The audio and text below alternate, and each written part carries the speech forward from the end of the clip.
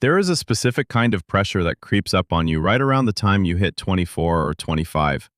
You've been out in the real world for a bit, you've secured a decent job, and you finally have a little bit of money sitting in your bank account.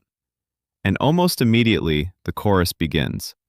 It comes from your parents, your relatives, your coworkers, and every targeted ad on your feed. When are you going to stop throwing money away on rent? It's time to buy a house. You need to settle down. Recently, this noise has become deafening. With the real estate market cooling down and interest rates occasionally dipping, everyone seems to think this is the golden ticket. They tell you that buying property is the ultimate milestone of adulthood. We have all been raised on this ancient, seemingly bulletproof piece of wisdom. You must secure a home before you can build a life. The idea is that once you have a roof over your head that you technically, quote, own, your mind will be at peace, and only then can you truly focus on building your wealth and your career.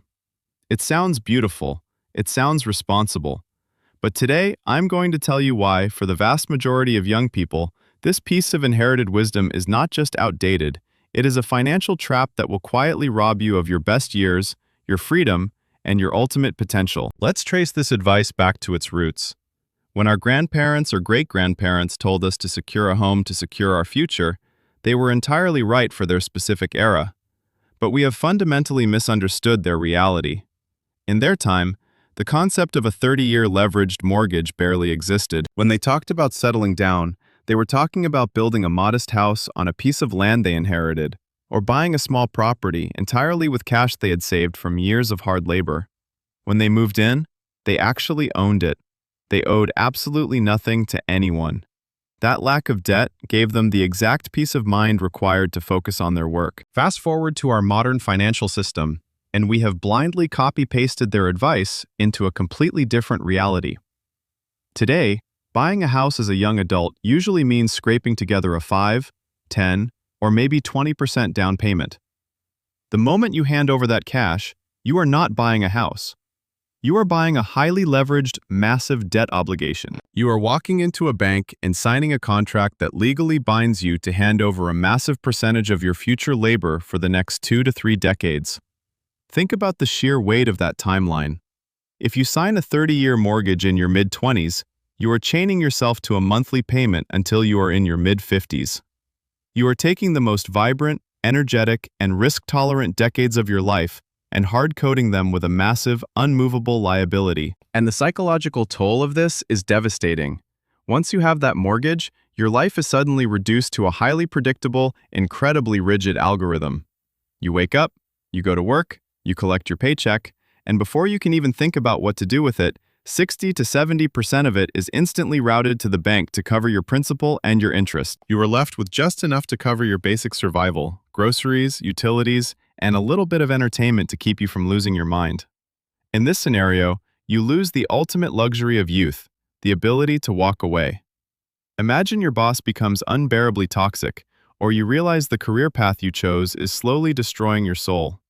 Without a mortgage, you can quit. You can pack up, scale down your life, and figure it out.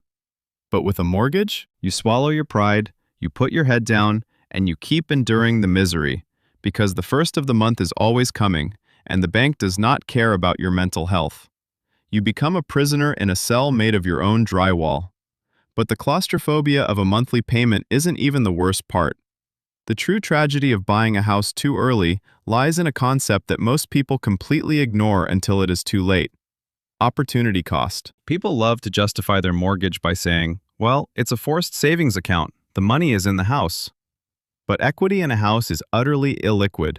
It is trapped behind brick and mortar. You cannot easily extract it, especially not in a cooling market where houses sit on listings for 6 to 8 months without a single viewing. When you tie up all your capital and all your monthly cash flow into a property, you are blinding yourself to every other opportunity that requires agility. Let's look at this purely from a financial perspective. Imagine you have a significant chunk of cash, say $50,000. You could use it as a down payment, locking it away and committing yourself to decades of interest payments. Or you could keep it liquid. Suddenly, a rare investment opportunity crosses your desk.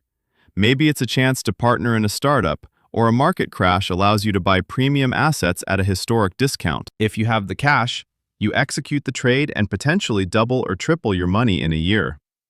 If you bought the house, you just sit there, staring at the walls, watching the opportunity pass you by because your money is buried in your living room floor. You didn't just miss an opportunity, you literally paid the invisible cost of the money you would have made. But the most expensive opportunity cost isn't even about investment returns. It is about the architecture of your own potential. When you are in your 20s, your primary objective shouldn't be to lock down a permanent zip code. Your objective should be to relentlessly upgrade your own internal operating system. You should be accumulating high-income skills, testing new markets, and making aggressive career moves. Suppose you get an offer to relocate to a completely different city, or even a different country, for a job that would double your salary and completely alter the trajectory of your career. Or perhaps you get accepted into a transformative graduate program. If you are renting, or better yet, if you have bypassed Western societal expectations and chosen to live with your parents to minimize your overhead, you simply pack your bags and go.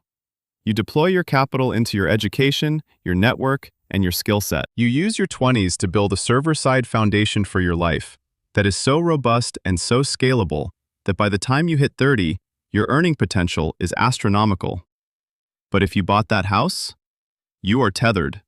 Selling a house takes months of bureaucratic nightmare, broker fees, and market timing. By the time you liquidate the asset, the job offer is gone, the educational window has closed, and the momentum is dead. You chose the illusion of geographic stability over the reality of explosive personal growth. You essentially introduced massive technical debt into the codebase of your life, making it impossible to pivot or scale when the environment demanded it. I am not telling you that real estate is a bad investment. I am not telling you to never buy a house. Real estate is a phenomenal vehicle for wealth preservation and generation, but only when you enter the game from a position of overwhelming strength. You should buy a house when you have built yourself into an economic machine.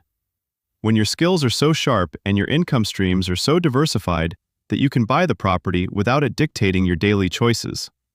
When you can leverage the bank's money on your own terms, rather than letting the bank leverage your youth. Until that day comes, reject the societal script. Protect your liquidity with your life. Keep your overhead ruthlessly low. If you have the blessing of a family that allows you to stay at home, take it, and use that financial cheat code to save every single dime. Use your capital to buy experiences, to buy knowledge, and to buy the freedom to take massive risks while you still have the time to recover from them. Do not let a 30-year debt contract be the defining feature of your youth. Build yourself first, and the houses will follow. If this perspective shifted the way you are looking at your financial timeline, or if it just gave you the permission you needed to stop rushing into a mortgage, leave a like and save this video for the next time someone pressures you to settle down. And I want to hear from you down in the comments. Are you feeling this pressure right now? And what is your strategy to bypass the trap? Let's talk about it.